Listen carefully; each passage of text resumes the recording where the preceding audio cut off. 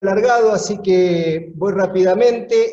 Vamos a hablar de algunos tips de manejo de internados en COVID, y lo dividí en algunos aspectos. Primero vamos a hablar rápidamente de oxigenoterapia, y vamos a hacerlo rápidamente ya que hay un webinar entero de esto, que lo buscan en YouTube, en Clínica Médica, que lo di yo más o menos en mayo, que es todo el rato hablo de esto. Así que vamos a hacer una apretada síntesis. Decíamos que en el paciente con COVID tiene algunas particularidades, ¿no es cierto? Hay pacientes asintomáticos y pacientes sintomáticos, y dentro de los sintomáticos hay pacientes con cuadros leves de vía aérea superior, en tanto que hay otros con neumonía viral. Y algunos de ellos los internamos, y dentro de los que los internamos, los pacientes algunos están hipoxémicos y otros no.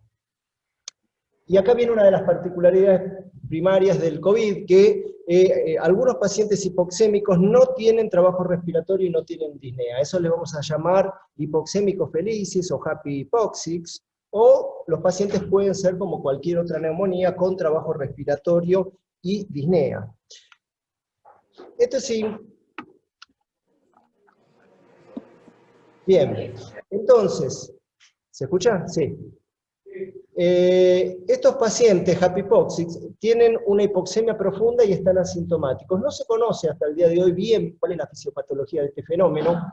Se piensa que el COVID, entre otras cosas, lo que hace, algunas proteínas al menos virales, tendrían alguna interferencia entre la unión entre la hemoglobina y el oxígeno, que a los pacientes les daría un bajo valor de oxigenación, y por lo tanto se trata de no darle tanta prioridad como en otras patologías respiratorias a la hipoxia, sino que más vale, surge el concepto, que es raro y es nuevo en la medicina, por así decirlo, de la hipoxemia permisiva. Prácticamente ninguna patología se permite hipoxemia, sí hipercapnia, pero nunca hipoxemia. Pero en el COVID, lo que manda, en realidad, en los pacientes con neumonía viral y COVID, es básicamente la evaluación clínica y no tanto la gasométrica, que por supuesto sí es importante, sobre todo con respecto al trabajo respiratorio y el sensorio. Vale decir que nosotros vamos a progresar el tratamiento de los pacientes primordialmente mirando cómo es el trabajo respiratorio. Sabemos que el trabajo respiratorio aumentado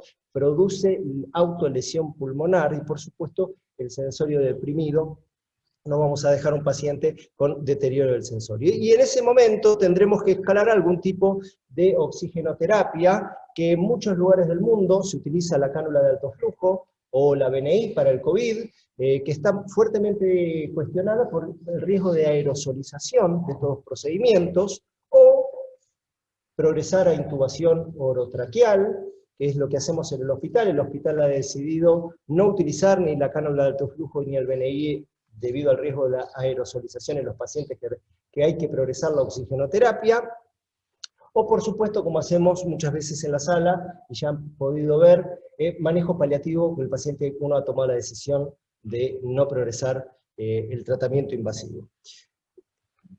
En el contexto de estos hipoxémicos felices surge también un concepto que no es tampoco nuevo, ya tiene 20 años, el de la pronación vigil, ¿no? Estos pacientes, si uno los va cambiando de decúbito, media hora en cada decúbito lateral derecho, decúbito lateral izquierdo, prono total, decúbito ventral, dorsal, o lo empieza a elevar a 45 o a 90 grados, va cambiando la perfusión pulmonar debido a la gravedad, y por consiguiente cambia el BQ. Y al cambiar el BQ, algunos pacientes en algunos decúbitos mejoran la oxigenación y no tanto en otros. Lo que está indicado es que con cada cambio de decúbito, uno lo satura al paciente y elija cuál va a ser el decúbito preferencial del paciente que mantiene la mejor oxigenación posible.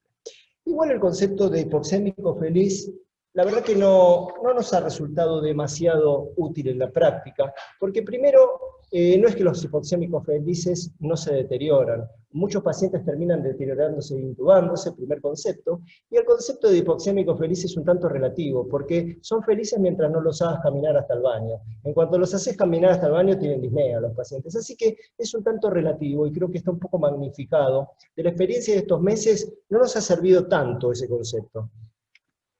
Bien, ¿cómo administramos oxígeno en el piso? Básicamente tenemos 3 dispositivos, de los cuales usamos 2, la lentilla o bigotera o cánula nasal, que la ponemos en un flujo de 1 a 4 litros por minuto. Recuerden que la FiO2 en este dispositivo es impredecible, porque el dispositivo, como dice bien acá, aporta entre 1 a 4 litros por minuto, y el paciente puede tener un volumen minuto respiratorio muy variable. Calculen que si uno tiene un volumen corriente de 500 mililitros, y tiene 10 respiraciones por minuto, tiene 5 litros de volumen minuto respiratorio. Si uno le está dando 1 litro por minuto, solo le está dando el 20% de lo que necesita y el resto lo toma del aire ambiente. En cambio, uno podría tener 700 mililitros de volumen minuto respiratorio y 20 de frecuencia respiratoria, es mucho más todavía el volumen minuto respiratorio que tiene, con lo cual el porcentaje que está aportando de oxígeno a la lentilla o la bigotera es muchísimo más bajo.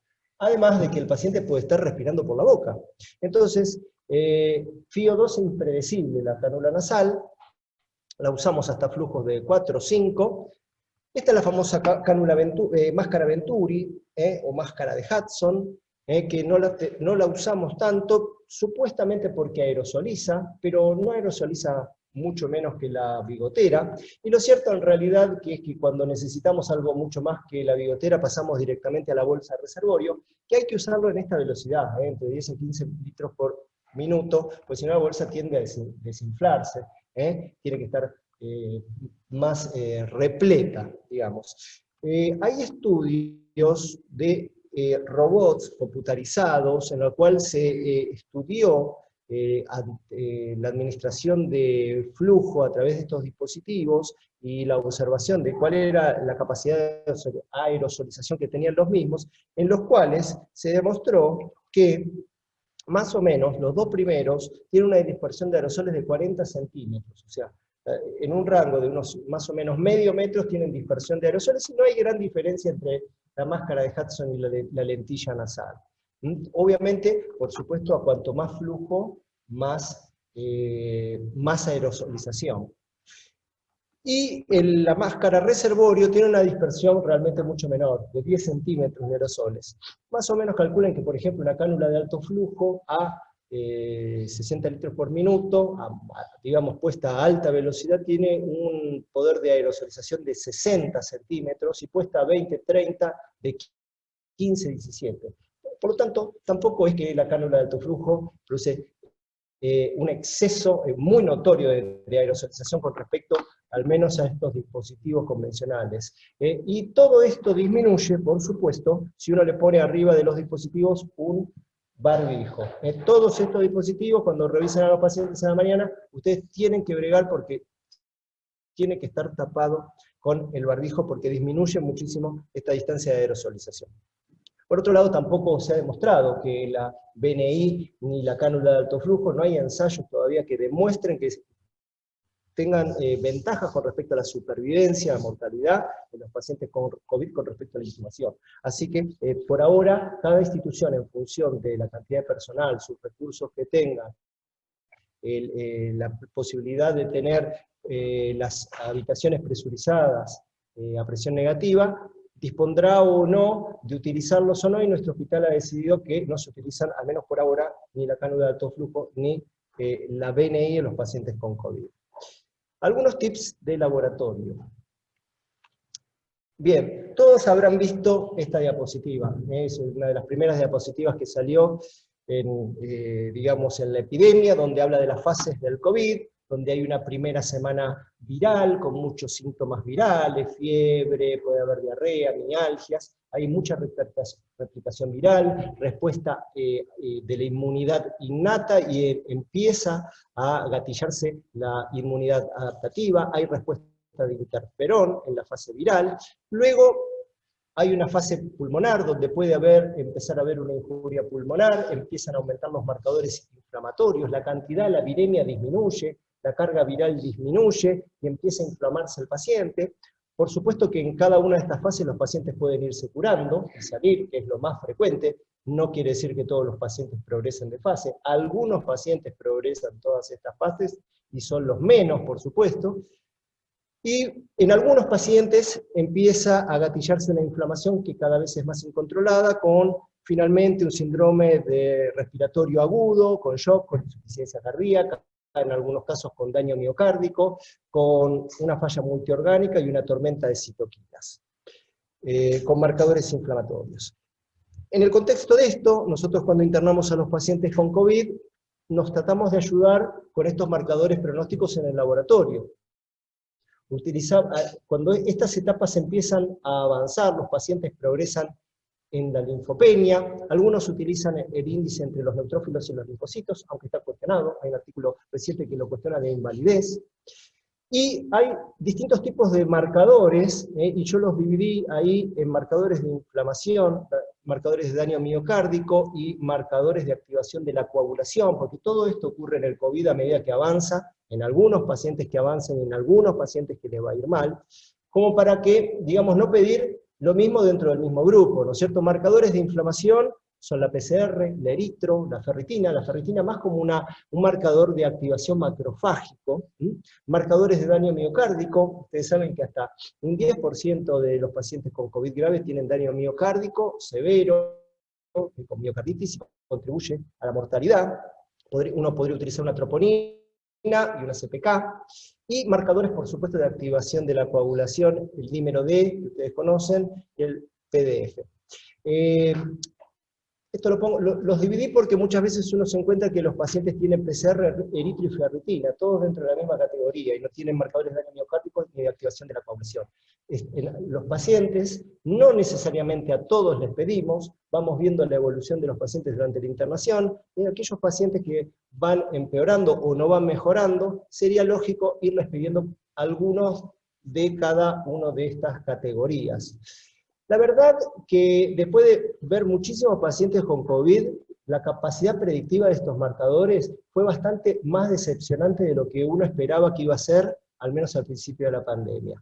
La hipótesis era de que uno iba a ir viendo cómo se iba poniendo el linfopénico, cómo le iba a ir aumentando el eritro, cómo iba a ir aumentando la ferritina, y cómo iba a ir aumentando el dímero D, y uno iba a ir llamando a la terapia intensiva porque lo iba a poder predecir cómoda y fácilmente con estos marcadores, y nada de esto, al menos a nosotros nos ha ocurrido. Los pacientes se comportaron muchísimo más erráticos de lo que es la figura inicial que mostramos. Hay pacientes que tienen PCR elevada y no ferritina, hay pacientes que tienen eritro elevada y no PCR elevada, hay pacientes que están mucho peores que otros, que tienen marcadores inflamatorios más bajos, o sea que el grado de correlación en la internación, si bien es positivo, no es tremendamente concluyente y no nos resultó demasiado útil. Es verdad que los pacientes más graves los tienen más elevados, pero uno no puede hacer una curva predictiva, en lo más mínimo. Otros marcadores que se utilizan, el LDH, como marcador de daño hepático, casi el 60 al 70% de los pacientes con COVID tienen alteración del hepatograma de TGOP. La bibliografía dice que aumentan más la TGO que la TGP, cosa que nosotros no hemos visto que realmente aumenta la TGP por igual que la TGO, en montas variables, pero no muy elevados, generalmente menor de 100 unidades mililitro, y se deben en general a factores múltiples. Muchas veces son lo que creemos la mayoría de las veces a la viremia en sí y al compromiso hepático del COVID, pero muchas veces es a los fármacos o a algún hígado graso previo. Las guías dicen que los pacientes con COVID y hepatograma alterado tenemos que hacerle virus de hepatitis B y C, porque no sería la primera vez que enganchemos una hepatitis B o C crónica en el contexto de otra enfermedad. Por supuesto que tenemos que tener un perfil de HIV, tenemos que saber si nuestro paciente es HIV o no es HIV, como todo inmunosuprimido tiene mayor riesgo. Estos son los factores de riesgo clásicos, que ya sabemos desde el inicio de la pandemia, algunos han aparecido más recientemente ahí como la obesidad, pero bueno, esto más o menos todos lo conocen.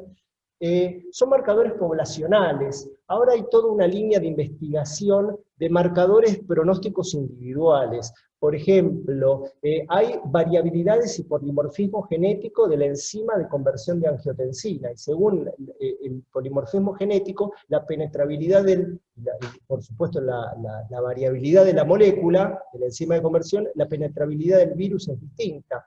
Hay también polimorfismo genético en el receptor de la interleuquina 6. Hay pacientes con interleuquina 6 mutada que inflaman menos. Hay pacientes con polimorfismo genético de la alfa-1 antitripsina, que rompen menos el pulmón. Hay pacientes que en el desarrollo de la infección desarrollan anticuerpos contra el interferón, con lo cual la respuesta de interferón es pobre y tienen enfermedades más graves. O sea que más allá de estos marcadores pronósticos, si se quiere, de la historia clínica, hay marcadores genéticos individuales que están en fuerte desarrollo y que nos explica por qué dos personas iguales, dos diabéticos, igual de gordos, igual de viejos, uno se muere y el otro se va a la casa. Hay una enorme cantidad de información que está surgiendo y que todavía no la tenemos disponible para la práctica clínica. Nos manejamos con marcadores, digamos, de la historia clínica convencional. Como todas las enfermedades, ni bien aparecen, rápidamente surge una calculadora. Hoy en día no existe la medicina si alguien no le hace a una enfermedad una calculadora, y si ustedes quisieran calcular el pronóstico a un paciente internado con COVID, por ejemplo, acá tienen en Medscape una calculadora de pronóstico. Supuestamente si yo cliqueo acá, me va a linkear. Esto me lo enseñó Pepe, y le pegó. Fíjense. Bueno, por ejemplo, hagamos un paciente. Un paciente tiene 85 años, y supongamos que es cardiópata, supongamos que es diabético, supongamos que no tiene enfermedad respiratoria, supongamos que sí es hipertenso, no tiene cáncer, no tuvo ACV, tiene enfermedad cardíaca, cardiovascular disease, enfermedad cardíaca, medio que lo mismo, pongamos que sí, no tiene enfermedad crónica, y yo pongo la calculadora. Esta es la tasa de mortalidad de nuestro paciente. Para los datos chinos, que fueron las primeras series de datos, luego para datos americanos más variables, pero podemos tener más o menos una idea de mortalidad. Obviamente esto es sin considerar las variables clínicas que tiene nuestro paciente en particular, porque un paciente puede estar así, pero tiene la placa en 4 cuadrantes, o tiene una placa que es limpia, ¿se entiende? Entonces, uno se podría ayudar con esto, si tiene dudas, dónde está parado el paciente. La verdad que en la práctica no lo usamos, pero si alguien quiere, a los amantes de las calculadoras, si quieren una calculadora, tienen una calculadora para COVID. Bien, surgen cosas nuevas como marcadores. Nosotros tenemos dosaje de interleuquina 6. En ese primer gráfico que vimos, con la inflamación del paciente, obviamente la gran interleuquina inflamatoria es la interleuquina 6, y la gran interleuquina antiinflamatoria es la interleuquina 10. Obviamente a algunos se le ocurrió, ¿y por qué no testeamos el cociente entre las dos? Cuanto peor y más inflamado esté el paciente, el ratio va a ser más alto. Cuanto más desinflamado el paciente, el ratio va a ser más bajo. Y acá están los resultados. Por ejemplo, esto es la terapia intensiva, esta es el piso general. En rojo es cuando le va bien, fíjense que tienen ratios bajos, y en azul es cuando le va mal, que tienen ratios altos, más interleuquina 6 que interleuquina 10. Tampoco lo utilizamos en la práctica clínica, pero creo que son cosas que van surgiendo y que pueden llegar a ser de utilidad en algunos pacientes. Imágenes. No pienso hablar de qué le hace el COVID a las imágenes, porque de eso hay más de 100 webinares. Todo servicio de radiología hizo su clase de COVID y placas. Quiero solamente puntualizar algunas cositas. Lo primero, que es muy frecuente la placa normal. Y si la placa normal y el paciente está asintomático, yo lo tomografío. Los primeros estudios chinos en pacientes asintomáticos que les fue bien clínicamente, si yo los tomografío, el 65% tienen infiltrados bilaterales en vidrio esmerilado. Y eso nos jugó bastante en contra al principio de la pandemia, porque no sabíamos dónde poner la tomografía en el algoritmo diagnóstico, y se hicieron muchísimas tomografías, y muchísimas tomografías de más. La tomografía es tremendamente sensible en el COVID, al punto tal que hay, ya para marzo, había trabajos chinos que mostraban que era más sensible que la PCR inclusive. Había pacientes que tenían epidemiología de COVID, contactos estrechos con COVID, clínica de COVID, infiltrado en virus merilado subpleural bivasal, o sea, tomografía de COVID y PCR negativa. A los 5 días la PCR era positiva y los anticuerpos eran positivos. Vale decir, eran pacientes con COVID cuya PCR era negativa. O sea, el gol estándar que tomamos para el diagnóstico de COVID tiene menos sensibilidad que la tomografía. En este sentido, no quiero decir con esto que tenemos que tomar la tomografía como método diagnóstico, todo lo contrario. Es tan sensible que nos jugó una mala pasada a la hora de tomar decisiones de internación. Al principio de la pandemia se hacían tomografías al azar, al menos en San Justo. Algunos sí, algunos no. Nadie sabía bien por qué este sí y a este no. Lo cierto que al que le hacían tenía mucha chance de tener esto, infiltrados bilaterales. Entonces tenía por definición diagnóstico de neumonía bilateral, y por definición la neumonía bilateral se interna. Empezaron a internar todos los pacientes leves, prácticamente con placa normal, porque tenían tomografía con infiltrado bilateral con diagnóstico de neumonía bilateral. Y eso llevaba de la mano, que como es una neumonía bilateral tenía antibióticos, y como era bilateral tenía cobertura de con macrólidos paratípicas. Bueno, eso se fue corrigiendo, y sacamos nosotros, al menos en San Justo, del algoritmo diagnóstico estándar, la tomografía. Los pacientes tenían que tener criterio de internación con el examen clínico, los antecedentes, la historia clínica y la radiografía y las saturaciones, y solo en casos excepcionales o de dudas se hacía la tomografía, porque si no internábamos a todos los pacientes. Ustedes recuerdan que nosotros tuvimos mucha dificultad con el ministerio, que inicialmente nos hizo internar a los pacientes por factores de riesgo. Si uno tenía 61 años y tenía faringitis, tenía más de 60 años, se tenía que internar. Bueno, eso fue cambiando, la verdad que renegamos durante 3 a 4 meses, hasta que en los últimos 3 meses eso se dio de baja prácticamente por completo. Hoy en día internamos por criterio clínico de internación a los pacientes. Y los factores de riesgo son un factor más para tomar en cuenta o no en la decisión de internación, pero no se interna por factores de riesgo a los pacientes. El otro punto es, fíjense el paciente de abajo, plaquetomografía, este paciente tiene infiltrados bilaterales, y si yo lo tomografío, ¿qué voy a encontrar? Infiltrados bilaterales, lo mismo que tiene la placa. Tenemos una colección de estas placas que la tomografía dice lo mismo que la radiografía de tórax. Entonces, en definitiva, la verdad, debemos conservar la tomografía de tórax para casos que nos dejen dudas, que haya duda diagnóstica, no nos quede muy claro si está telestasiado, si tiene un tumor iliar, si tiene una masa, si hay un derrame pleural, aunque lo podríamos solucionar con una ecografía, pero no para confirmar un infiltrado que es visible en la tomografía. Y si la placa de tórax es limpia, cuando mucho van a encontrar pequeñas nubecitas que no implican para nada en la decisión de internación. Sí nos sirvió mucho las placas para ver la progresión. Si hay algo que correlacionó bastante bien con que a los pacientes le iba a ir mal, es que empeoraban la placa. Esta es una típica placa progresada de un COVID, y estos pacientes tuvieron muchísima chance de progresar a la ARM y algunos fallecer. Este es un paciente, fíjense cómo progresa la placa, mucho valor pronóstico y para disponer al paciente en los distintos lugares del hospital. De muchísimo valor en eso sí, la radiografía. El otro cuento fue la cobertura antibiótica, de la mano con que internamos pacientes con COVID, con infiltrados bilaterales y neumonía bilaterales. Los pacientes recibieron antibióticos al principio de la pandemia. En abril, los pacientes que entraban con faringitis, infiltraditos virales bilaterales, recibían ceftriaxona y acitromicina. Acitromicina para cubrir atípicas, y porque en ese mes la acitromicina todavía gozaba de la desinformación que hubo, de la información que hubo después, o sea, gozaba de la desinformación, y parecía ser un tratamiento prometedor con respecto al COVID. Vale decir que para matar 2 pájaros de un tiro, tratar las atípicas y tratar el COVID, los pacientes recibían acitromicina y ceftriaxona. Eso duró aproximadamente un mes. Al mes, a la acitromicina la dimos de baja, pero los pacientes siguieron recibiendo ceftriaxona durante mucho tiempo, de más, hasta que hubo bastante información. Los primeros trabajos siempre fueron de China, porque la epidemia nació en China, trabajos de Val, donde vieron que la tasa de coinfección de COVID con bacterias es menor al 5%, 1 o 2%. Hay varios trabajos que no superan el 2%. Entonces, prácticamente los últimos 2 meses hemos retirado los antibióticos cuando estamos seguros de que realmente el paciente es COVID y nada más que COVID, solo no le ponemos antibióticos. ¿Y cuándo le ponemos antibióticos?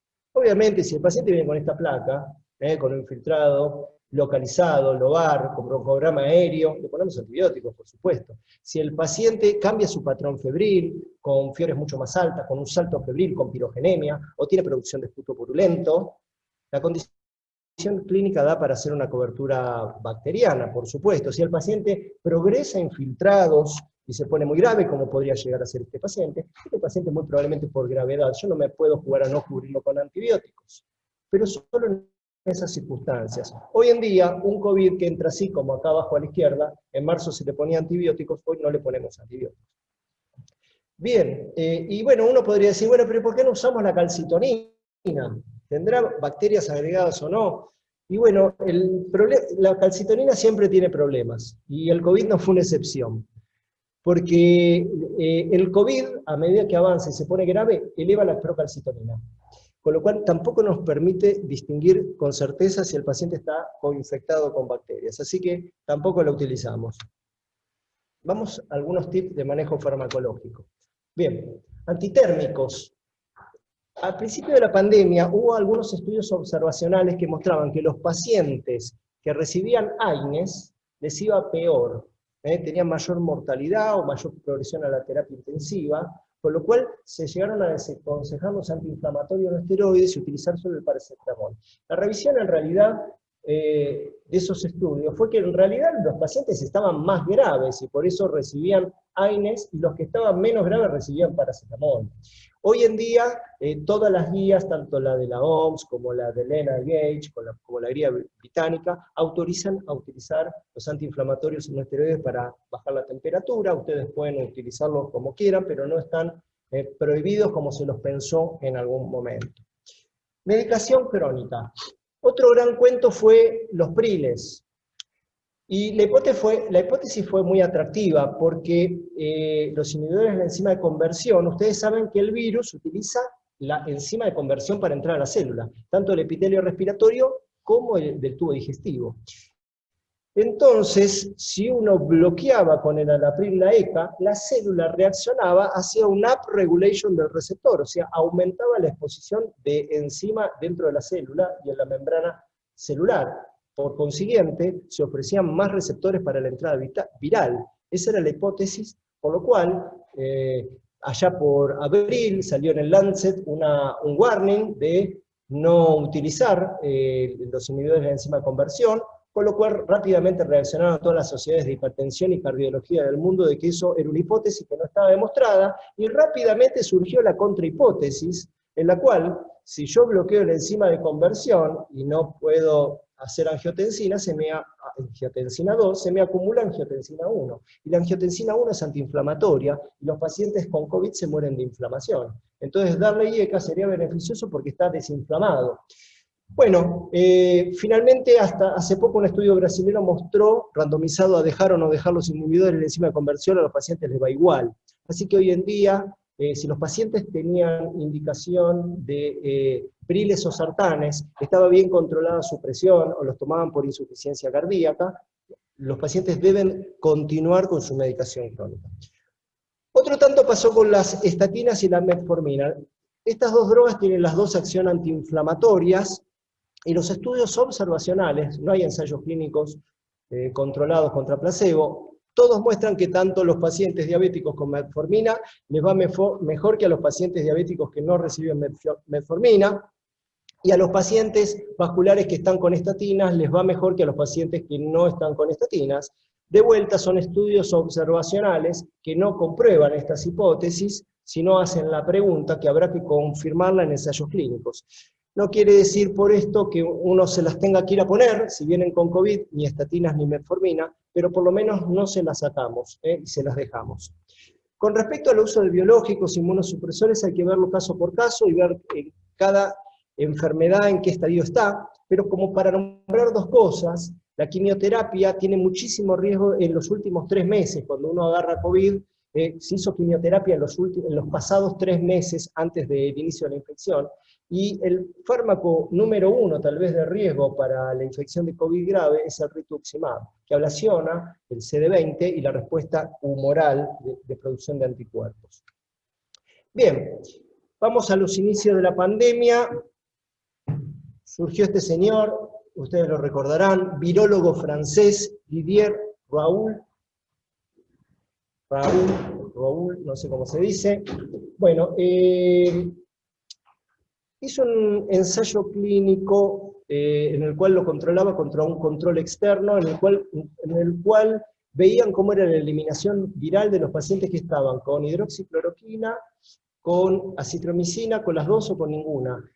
Comparado un grupo en un hospital y una comparación externa en otro hospital. Ni siquiera eran comparables las cortes, y vio que los pacientes con hidroxicloroquina tenían menor eliminación viral, y el combinado con acitromicina más todavía. Y bueno, se armó un gran lío que esta era la solución, y bueno, salieron grandes líderes reconocidos a nivel mundial a pregonarla antes de saber si esto realmente era de utilidad. Las guías españolas llegaron a poner la hidroxicloroquina prácticamente en todas las guías del mundo. Bueno, y la verdad, la duda era, ¿es un charlatán o es un premio Nobel? No sabíamos si estábamos frente a un charlatán o un premio Nobel. Y el tiempo y el rigor científico mostró que era un charlatán. En la semana se terminó de publicar, el 8 de octubre se publica el Recovery, la rama hidroxicloroquina del Recovery. Ustedes recuerdan mucho el Recovery como si fuera un estudio de corticoides nada más. No, tiene muchas ramas. Una de ellas era la rama hidroxicloroquina, en donde mostró que no tiene ningún efecto con respecto a la mortalidad, ni en la estancia hospitalaria, y además la rama hidroxicloroquina tenía mayor ingreso a ARM y más muertes cardiovasculares.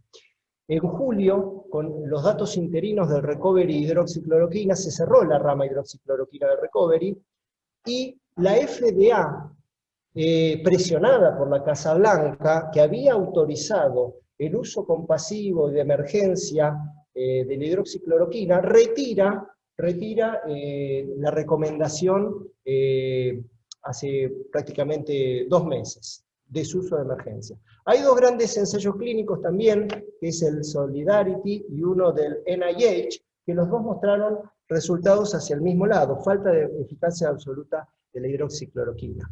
Con respecto a la acitromicina, son estudios chicos, pero hay por lo menos 5 ensayos clínicos que no muestran ninguna eficacia. Y fíjense que los 2 fármacos aumentan el QT, y ni hablar usados en conjunto. Con lo cual, nosotros no llegamos a usar hidroxicloroquina, porque esto era muy el inicio de la pandemia, estamos hablando de marzo, y todavía no nos habían llegado los pacientes. Vale decir, cuando empezó a caer en desgracia estos fármacos, recién ahí nos empezaron a llegar los pacientes, y la verdad que no los llegamos a usar.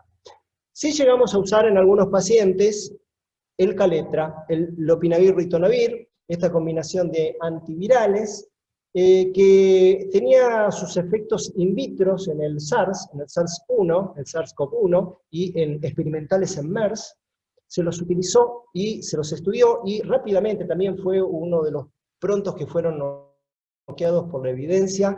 Este trabajo del 7 de mayo en New England chino, que mostró que no tenía ningún resultado sobre el standard of care, un estudio chico, pero esto salió el 5 de octubre, o sea, la semana pasada, el final del Recovery, rama lopinavir-ritonavir, que mostró que no tiene efectos ni en la mortalidad, ni en la duración de la internación, ni en la progresión a ARM. O sea, terminó de confirmar lo que ya veníamos sabiendo hace unos meses, que esta combinación de antivirales no es eficaz. Nosotros llegamos a usar en algunos pacientes esta combinación, no con mucho convencimiento, pero la llegamos a utilizar. Se habló también de esta droga, la ivermectina, que es in vitro, inhibe muchísimo al virus, pero hay que dar dosis tan altas in vivo que, digamos, acabaría con el paciente. No podemos alcanzar dosis terapéuticas porque serían tremendamente tóxicas para el paciente, así que vamos a dejarla de lado. Y bueno, por último, lo que todos ustedes ya saben, ¿no? El Recovery rama dexametasona, que fue el primero que salió, no solo el primero, sino el primer fármaco que demostró disminuir la mortalidad en el COVID. Básicamente, los pacientes que están en ARM, un 30% de disminución de la mortalidad. Y en los que no están en ARM, pero están hipoxémicos, un 20% de reducción de la mortalidad. Luego del recovery, salieron como 4 o 5 trabajos más chicos que el recovery, sobre corticoides, todos básicamente apuntando hacia los mismos resultados, y hay un metaanálisis que los reúne a los 7, en el cual los corticoides disminuyen la mortalidad. Ahora bien, si el paciente no tiene hipoxemia y no tiene RM, vale decir, no RM, no hipoxemia, en el recovery inclusive hasta habría alguna sugerencia que podría hasta irle peor al paciente, ¿no? Y esta es un poco esta acción dual de los corticoides, ¿no? Que si yo en el COVID los pongo a destiempo, al paciente le va mal. Por ejemplo, si el paciente viene tomando corticoides por cualquier otra circunstancia y se infecta con COVID, probablemente lo haya peor, porque el paciente está inmunosuprimido.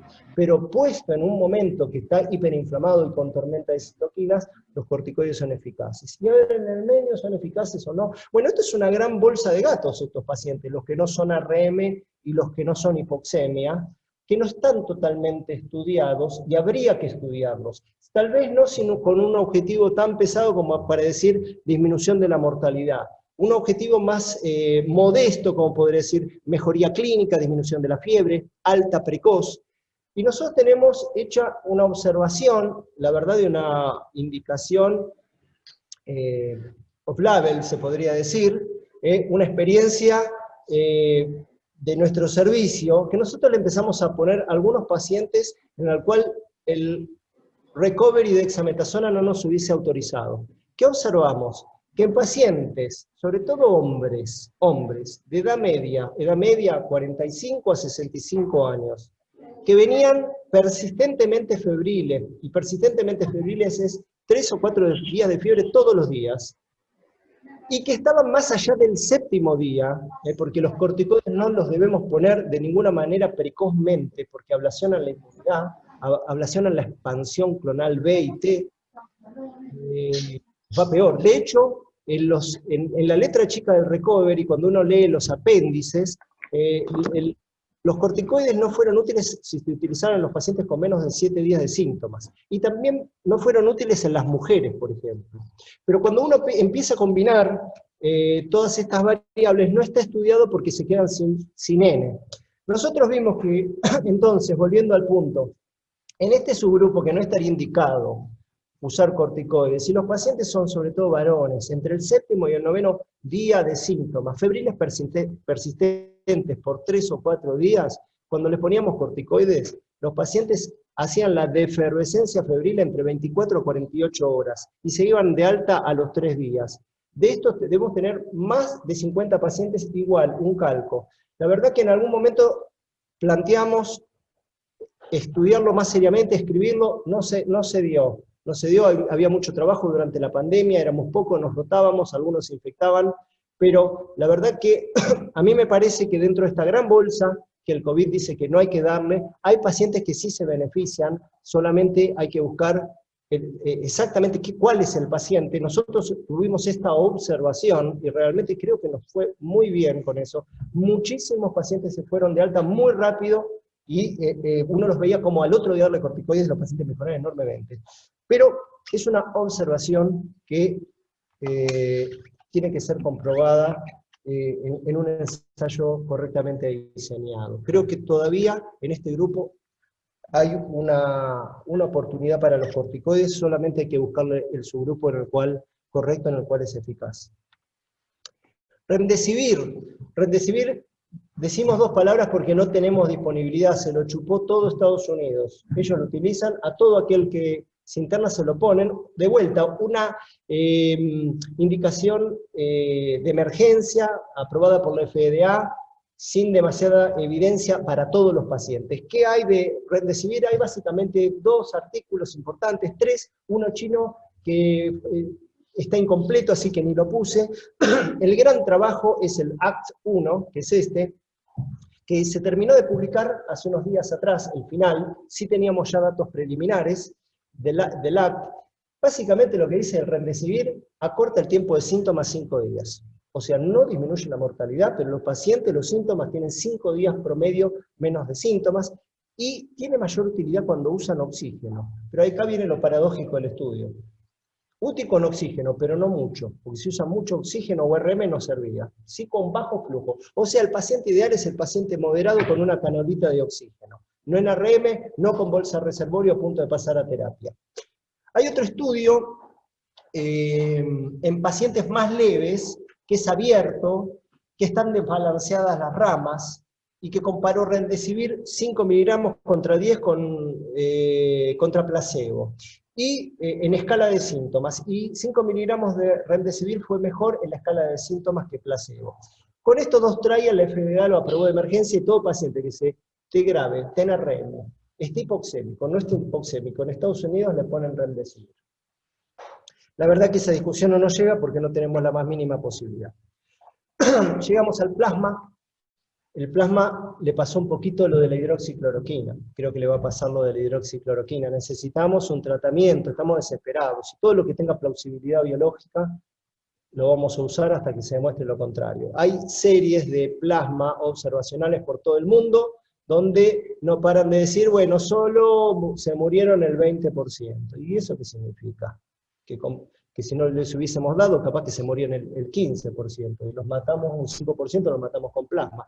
O sea que los trabajos observacionales solo pueden generar preguntas sobre los tratamientos, nunca tienen las respuestas de eficacia, y este es el primer gran trabajo a nivel mundial, estudio del hospital italiano, con 334 pacientes, el estudio Plasmar. Fíjense todos los hospitales que participaron, algunos hospitales, el Hospital Privado de la Comunidad de Mar del Plata, algún que otro, el Ramos Mejía anda por ahí, creo que sí, a ver si, el Británico de Rosario, bueno, 12 hospitales en total, 334 pacientes, una randomización 2-1, a 2 le daban plasma, 1 fisiológico, doble ciego, y esta es la tabla 1, la voy a mostrar rapidito. Ustedes saben que el estudio se mandó a New England, está en revisión, no se puede mostrar mucho, porque bueno, no lo publicarían.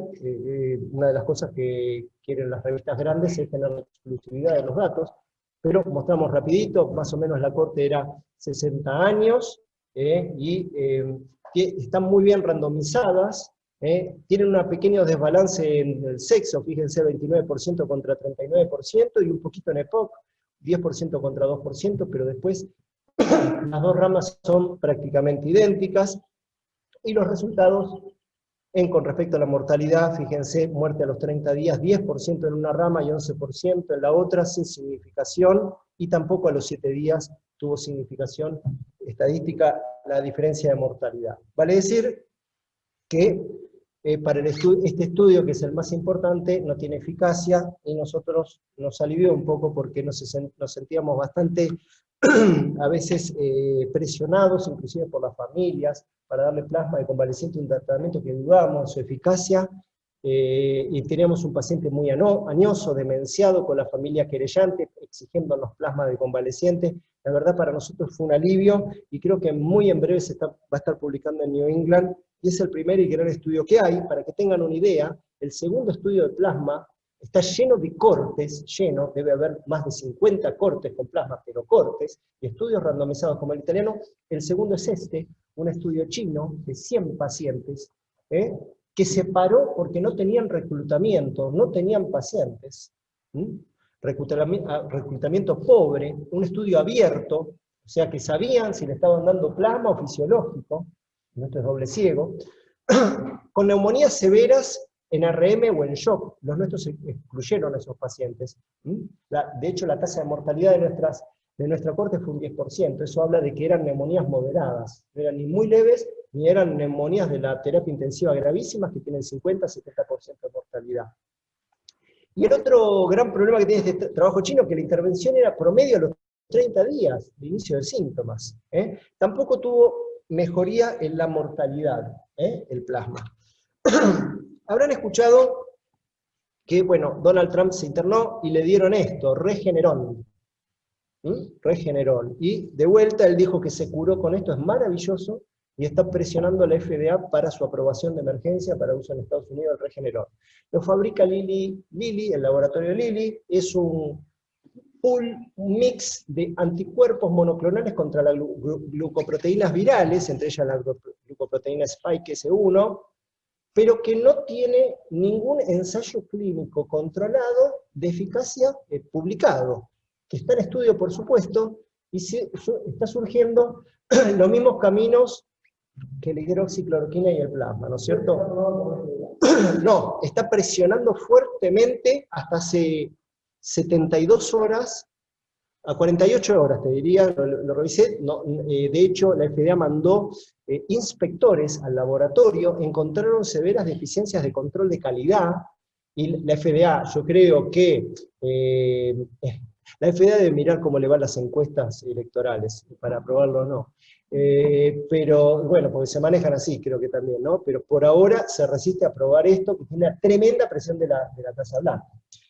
Por supuesto que esto le da ventajas electorales, logra que la FDA apruebe un medicamento que a él, son pocos los votos, pero todo sirve para una campaña electoral, ¿no es cierto? Pero la verdad no debiera de ocurrir, que lo aprueben al menos así violentamente como hicieron con la hidroxicloroquina. Bien, vamos a la vía de la interleuquina 6. Vimos que es la gran interleuquina antiinflamatoria, tiene su receptor que puede tener polimorfismo genético, y, por supuesto, desde hace mucho tiempo ya los reumatólogos utilizan el tocilizumab en la artritis reumatoidea o en la enfermedad de Still, bloqueando la vía de la interleuquina 6. Uno puede bloquear o el receptor, como el tocilizumab, o la interleuquina misma, como el sutiliximab, bloquea directamente a la interleuquina. La verdad que hay 50 ensayos clínicos en curso con respecto al tocilizumab. Nosotros lo usamos solamente en un paciente, que ahora se los muestro, antes de que salga el estudio COVACTA, que ahora también se los muestro. Este paciente era un paciente relativamente joven, en día 26 de agosto tenía esta placa, el 27 tenía esta progresión radiológica, el 28 tenía esta placa, 4 cuadrantes, le pusimos una ampolla de tocilizumab, tenía la interleuquina 6 por las nubes, al otro día, esta es la placa, a los 2 días se fue de la terapia intensiva y a los 4 días se fue del hospital. A ver, es un paciente y no significa nada. Estábamos realmente muy entusiasmados con este paciente y con este fármaco, y 3 semanas después, el mismo laboratorio Roche, porque el medicamento, la patente la tiene Roche, en su Roactemra, publica el estudio COVACTA, en el cual muestra falta de eficacia en la mejoría del estatus clínico y en la mortalidad, y sugiere fuertemente no utilizarlo para COVID. Con lo cual, se nos cayó un gigante, y no lo usamos nunca más. No obstante, esto tiene 50 estudios en curso, que todavía la cosa se puede dar vuelta. Yo particularmente le tengo bastante fe a esto para algún tipo de paciente, en tormenta de citoquinas, no para cualquier paciente. Es un fármaco carísimo, por otro lado. 1 mes y medio después del COVACTA sale el EMPACTA, también del laboratorio Roche, y mostró disminución del 40% de la ventilación mecánica en los pacientes internados con COVID. Con lo cual, una de cal y una de arena, estamos en marea muerta con este fármaco. No está totalmente desechado, pero no debiéramos de cometer los errores que ya vimos que se cometieron con otros fármacos en la historia del tratamiento del COVID. La verdad, deberíamos ser serios y esperar generar buena información para dárselo al paciente que realmente vaya a ser de provecho. En Asia circula este fármaco, el favipiravir, es un inhibidor de la RNA polimerasa. Se hizo un estudio en Rusia, en la cual compararon contra placebo cómo hacían la eliminación viral, vale decir, les hacían PCR seguidas y veían el shedding viral, y mostró lo mismo que los estudios del francés, que el fármaco disminuía el shedding viral. Con eso, la agencia rusa aprueba el fármaco y se vende en toda Rusia en las farmacias, y en todo el sudeste asiático este fármaco como si fuera un fármaco demostrado para el tratamiento de COVID, cosa que está lejísimos. Por supuesto hay ensayos clínicos de eficacia en curso, pero van a escuchar de este fármaco y realmente no hay realmente buena evidencia, solo se demostró en un buen estudio que disminuye el gen viral, pero no hay eventos clínicos demostrados ni de mortalidad, ni de internación, ni de síntomas. Interferón beta lo consideramos todavía experimental, este es el trabajo más grande que hay, chino, mostró a lo mismo que el anterior, negativizar más rápido la PCR y mejorar los síntomas. Es un estudio muy conflictivo desde el punto de vista metodológico, los pacientes tenían un montón de cointervenciones, era abierto, estaba estudiado en pacientes no graves, y bueno, todavía se lo considera experimental. También hay estudios con interferón, no solo beta 1, sino con interferón lambda, inclusive con interferón inhalatorio. Bien, y por supuesto que hay millones de locuras en estudio, porque como todavía no tenemos una cura para esta enfermedad, todo es válido en buscar una solución. Así que hay inhibidores de la interleuquina 1, la anakinra, inhibidores del complemento, inhibidores de la bradiquinina para tratar de parar la tormenta de citoquinas, fármacos que se usan en el virus C, como el sofosbuvir y el daclastavir, colchicina y famotidina. Todo esto está en estudio y debe haber más de 500 ensayos clínicos de distintos tipos de fármacos. Si ustedes lo buscan en clinicaltrials.gov, la cantidad de ensayos clínicos que hay con respecto a COVID son eternos. Entonces, para resumir lo que dijimos, paracetamol y AINES, cualquiera de los dos, oxígeno, hablamos de oxígeno, las formas de darlo, corticoides, con ese pequeño pitfall que tenemos nosotros de que lo utilizamos en algunos, y lo sabemos, en algunos pacientes que todavía no está demostrado, pero creemos que realmente es útil. El Remdesivir, que es útil, pero no lo tenemos disponible. Tratar las complicaciones y la sobreinfección bacteriana oportunamente en los pacientes que se nos van poniendo con infiltrados progresivos, cambian el patrón febril, tienen secreciones purulentas. Profilaxis antitrombótica, y acá hay una deuda muy grande de la investigación, pero una deuda pero muy grande, que es la anticoagulación en el COVID. Llevamos 7 meses, 8 meses de pandemia, y no hay un buen ensayo clínico en pacientes graves con COVID hipoxémicos que los randomicen a anticoagulación o profilaxis, o tratamiento estándar. Es bien sabido que el COVID es inflamatorio, protrombótico, es bien sabido que los estudios de autopsias en pulmón se encuentran hasta un 30 o un 40% de los pacientes con enfermedad tromboembólica o trombos locales. Sin embargo, no hay todavía ensayos clínicos de anticoagulación versus no anticoagulación en pacientes con COVID graves, hipoxémicos, y probablemente tal vez el subgrupo sea aquellos que tienen activada la coagulación con dímero D elevado. En ese contexto, estuvimos hablando largo y tendido en las últimas semanas, inclusive en el NotiCovid, el noticiero que hacemos semanalmente, y Agustín el otro día me manda un protocolo, que ahí se los pongo, así como existe el Plasmar, le pusimos anticoagular, y lo queremos enviar a la gente que tiene el know-how y los contactos hospitalarios, a ver, porque me parece que ameritaría hacerlo. Nadie va a sponsorear heparina, sí van a sponsorear fármacos caros, nadie va a sponsorear heparina, si esto no sale, por fuera de la industria no sale, y es un tratamiento muy plausible biológicamente, y que no está estudiado, y que toda la investigación, la libido y el esfuerzo y el dinero son para fármacos caros, no para fármacos baratos que podrían pegar una tremenda gambeta en el tratamiento del COVID. Bueno, muchas gracias, y escucho preguntas.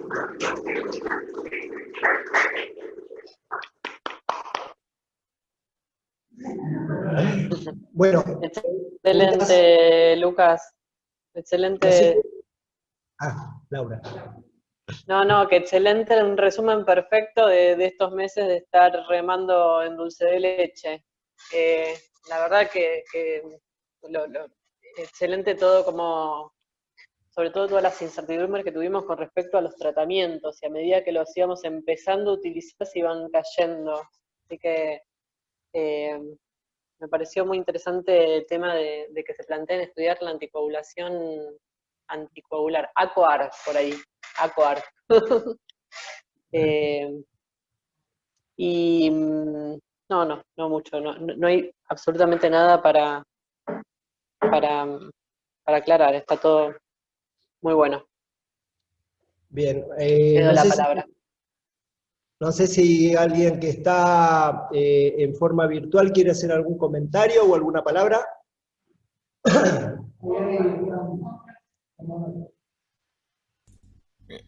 Hola Lucas, quería felicitarte porque me encantó la presentación, estuvo buenísima. Aprendí un montón de cosas aún sobre cosas que ya había leído, aprendí más con la manera que explicas con el background que tenés en fisiopatología y todas esas cosas que a mí a veces me escapa un poco. Yo tenía tres preguntas en realidad. Una es que a mí me dio la impresión que el resultado del Remdesivir era un poco frágil, este pequeño resultado de la reducción de días de hospitalización y muy sujeto a sesgos, y quería que pensar, y la verdad que tengo bastante dudas que eso se replique en otro ensayo que después no termine diciendo otra cosa, y quería saber qué pensabas en relación a eso. La segunda pregunta era ¿cómo me quedé pensando en Remdesivir y bueno, en el oseltamivir, ¿no? ¿Qué se piensa actualmente sobre el uso de oseltamivir en pacientes durante el invierno que estuvieron internados con una neumonía bilateral? Si bien sabemos que la influenza fue poco prevalente. ¿Qué piensas que va a pasar en próximos años si estamos conservadores con un tratamiento como con el Remdesivir, con el oseltamivir, teniendo en cuenta que hay bastante que muestra que sirve para muy poco? Y después, la tercera pregunta era que el furor inicial de la anticoagulación tenía que ver con estos estudios de necropsias que encontraban trombosis pulmonares, pero aparentemente después salieron otros estudios que decían que la incidencia de trombosis era similar a otras causas de síndrome de estrés respiratorio en adultos, y por eso se perdió un poco el entusiasmo. Eso es lo que yo había leído un poco, porque los primeros estudios estaban bastante sesgados, y quería saber un poquito sobre qué pensabas sobre la plausibilidad de que sea algo superador, teniendo en cuenta que no se utilizan otras causas de estrés. Gracias. Bien, con respecto al Remdesivir, es una droga que la verdad que uno la lee con poco entusiasmo. ¿Y por qué la lee con poco entusiasmo? Porque sabe que no va a llegar. Imposible que lleguen, sobre todo con la manija que tiene Estados Unidos. Tiene 330 millones de habitantes, es imposible, va a quedar localizada. Los resultados son sumamente pobres. El estudio chino da negativo. El estudio, a ver si lo pongo para atrás, este estudio es malísimo, que está acá, es un estudio abierto, las ramas son absolutamente desbalanceadas, y el ACT, que es el estudio mínimamente serio, mostró que los pacientes, en definitiva, es débil la evidencia, que de 15 días pasan a 10 días de media, digamos, la rama con Remdesivir estaban hospitalizados 10 días contra 15 días. Eso es todo, no más que eso, nada de mortalidad, y eso es todo. Y con eso el fármaco pegó una catapulta tremenda y está aprobado. Y en todos los escenarios clínicos, hasta en el paciente que está en RM, que tiene 50% a 70% de mortalidad, con lo cual es ridículo, ¿no es cierto? Con respecto a los oseltamivir, la verdad que el COVID se comió la influenza, esa es la verdad. Se comió a la influenza, no tuvimos influenza, tampoco la buscamos, esa es la verdad, tampoco la buscamos, pero es lógico, porque como todos bien sabemos, el distanciamiento social y bueno, las medidas de prevención abatieron, no solo abatieron la influenza, los pediatras no tuvieron bronquiolitis este año, no existió la bronquiolitis viral, no existió el sincicial respiratorio. La guardia operativa estuvieron vacías este invierno. Si hay alguien que no trabajó este año, fueron los pediatras. No tuvieron, ellos le dicen, ¿cómo es que le dicen el Club del Moco? El Club del Moco, bueno, no lo tuvieron. Y bueno, eso tiene que ver que las medidas de prevención son universales para toda la transmisibilidad respiratoria. Con respecto a los oseltamivir, la verdad, lo hemos puesto poco y nada este año, hemos testeado bastante poco. También tuvimos problemas con los insumos, nos quedamos sin hisopados, por momentos iban y venían, nos quedamos sin PCR. Fue un año malo con respecto a los insumos, con lo cual tuvimos flojos. Es probable que algunos pacientes hayan tenido influenza y no los hemos diagnosticado, es muy probable. Y hasta pudieron haber tenido influenza y COVID, no lo sabemos. Pero la verdad que lo usamos poco y nada. Y la tercera pregunta se me fue, ¿cuál era?